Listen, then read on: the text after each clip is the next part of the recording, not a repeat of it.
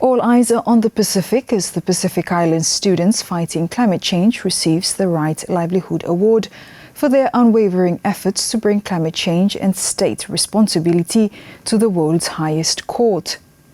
The award is shared with writer and human rights lawyer from Guam, Julian Aguan, who played a central role in securing the 2025 International Court of Justice advisory opinion. Andrea Mahanua reports.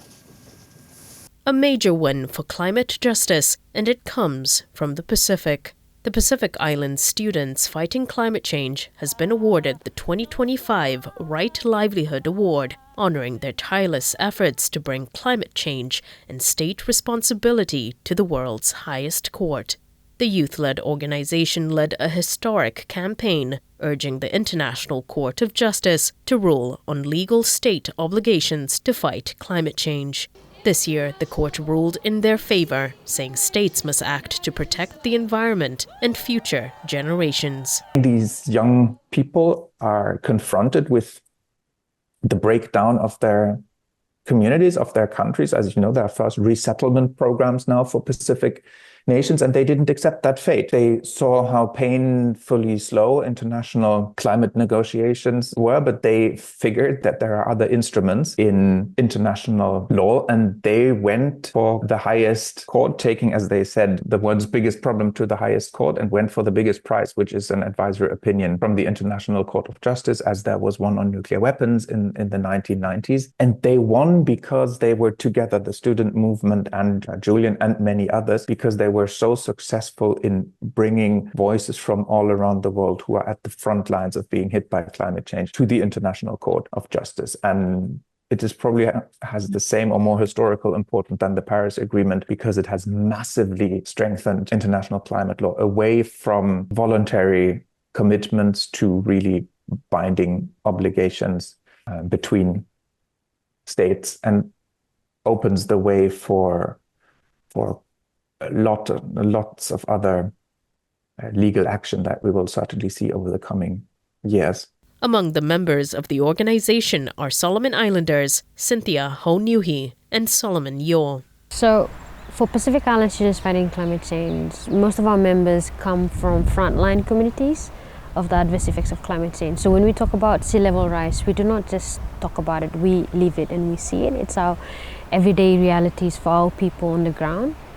And so what we are trying to achieve will really benefit our loved ones and our families that are experiencing the climate crisis at a very existential level.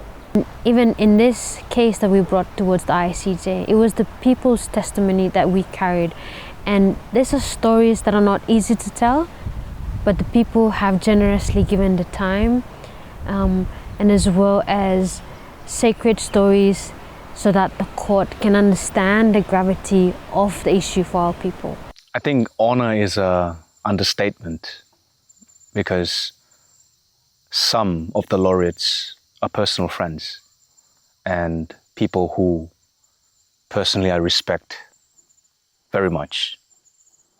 And to have our organization joining together beside you and sharing this award, it's truly, truly a privilege. I hope that our organization can work further with these individuals who are very, very unique and committed to the respective work that they do.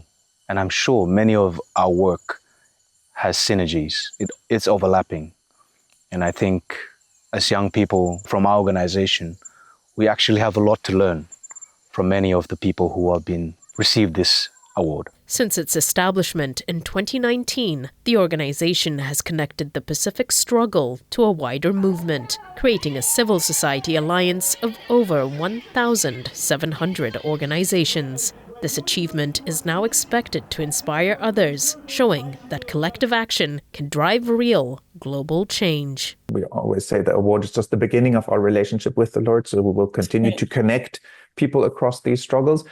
And then third, we also want to inspire a larger public of people who may not even, these 5 causes may not be the ones that they care most about, but still we hope to to convince people that their actions make a difference wherever they stand, and in that way also, from our side, contribute to deepening kind of an active democracy around the world. What do we want? Climate justice. When do we want it? Now. Andrea Mahanwa for SIBC TV.